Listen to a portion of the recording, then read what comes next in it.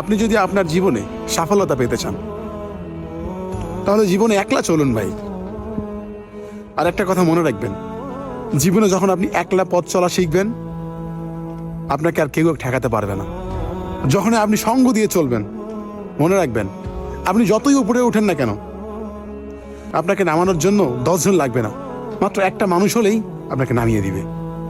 তাই জীবনে ভালো কিছু করতে গেলে, ভালো কাজে সাফল্য হতে গেলে আপনাকে একলা চলতে হবে। আর বিশ্বাসটা সবসময় নিজের উপরে রাখতে হবে, কোনো মানুষের উপর রাখা যাবে না, আর উপরে আল্লাহর উপর রাখতে হবে।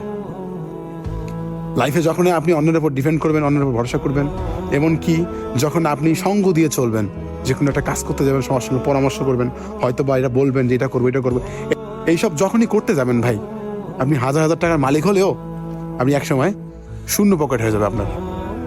তাই জীবনে সঙ্গ জিনিসটা থেকে কম থাকবেন, একলা চলবেন। যেখানে মনে হচ্ছে যে আমি একলা যেতে পারবো না, নিজের মনের প্রতি নিজের প্রতি বিশ্বাস রাখতে হবে, আমি যাইতে পারবো।